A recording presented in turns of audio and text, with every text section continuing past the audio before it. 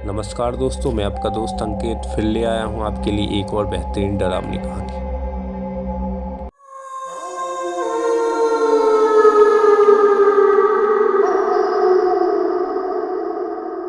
ये जो कहानी मैं बताने जा रहा हूँ ये बिल्कुल सच है। ये सब बिल्कुल मेरे घर के पास ही हुआ है। हमारे घर के पास एक प्राइमरी स्कूल हुआ करता था। वो स्कूल ज़्यादा बड़ा तो नहीं था, लेकिन उस स्कूल के अंदर ही एक खाली ग्राउंड बना हुआ था। साथ ही उस स्कूल में एक घर भी था। उस स्कूल की प्रिंसिपल उसी घर में रहा करती थी। वो प्रिंसिपल बहुत बूढ़ी थी और वहाँ अपने कुछ नौकरों के साथ रहा करती थी। ये बात करीब 5-6 साल पुरानी है।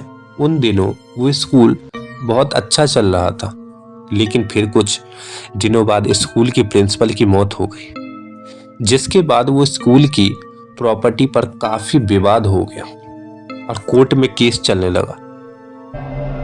जमीन पर काफी लोग अपना हक जमा रहे थे, लेकिन बाद में कोई सबूत ना मिलने के बाद वो जमीन सरकार की हो गई थी। फिर कुछ दिनों बाद सरकार ने उस जमीन पर पौंचर में कई बिल्डिंग्स और सोसाइटी बनाने का काम कर दिया गया। उसमें से एक बिल्डर भाई का बहुत अच्छा दोस्त था। स्कूल तोड़ दिया गया और वहां बने पार्क को भी खाली करवा दिया गया। लेकिन वहां काम करने वाले मजदूर बताते हैं कि वहां काम करते हुए उन्हें कुछ बहुत अजीब महसूस हुआ करता है, जैसे कोई उन्हें वहां से सब करते हुए देख रहा है। कई मजदूरों ने बताया कि उनको अपने चेहरे या फिर हाथों पर गर्म सांसें महसूस होती हैं। बिल्डर को भी इस बारे में बताया गया, लेकिन उन्होंने ये सब इग्नोर कर दिया। फिर एक शाम स्कूल की बिल्डिंग तोड़ देने के बाद प्रिंसिपल के उस घर को तोड़ना शुरू कर दिया और वे घर तोड़वाने का काम मेरे भाई के दोस्त का था। उस दिन उन्होंने देर रात तक वहीं रुककर काम करवाया, क्योंकि अगले दिन उन्हें फिर से काम आगे बढ़ाना था। लेकिन फिर उस रात उनके साथ कुछ ऐसा हो गया जिसे वो लोग कभी नहीं भूल सकते।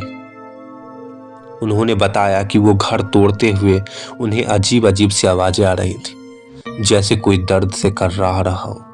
वहां काम करके सबको घुटन महसूस हो रही थी। घर तोड़ते हुए उस प्रिंसिपल का बेडरूम आ गया, लेकिन उस रूम में जाते ही 2 मजदूरों को उल्टी होने लगी। वो दोनों बाहर की तरफ भागते हुए आए। बाकी के लेबर्स अपना काम कर रहे थे। भाई का दोस्त वहीं था। तभी अचानक वहां से साइड में लगी लाइट के तार हिल गई, लेकिन जैसे ही उन्होंने वो तार फिर से लगाया, उनके होश उड़ गए।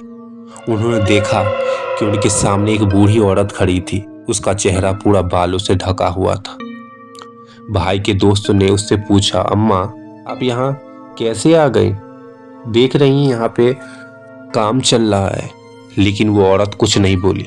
भाई ने फिर से गुस्से में पूछा, कौन है आप? यहाँ क्यों आई हैं?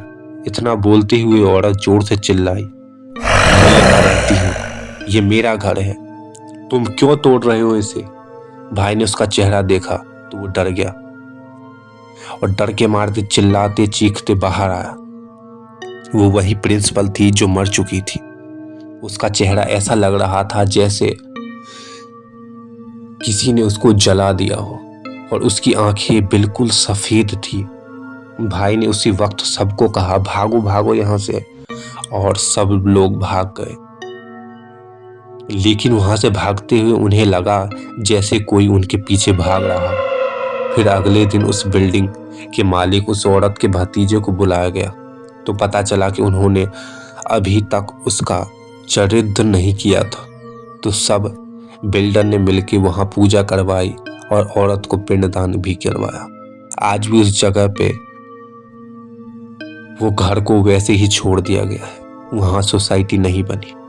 तो कई लोग बताते हैं कि वहां आज भी लोग जाते हैं तो उनको घुटन महसूस होती है।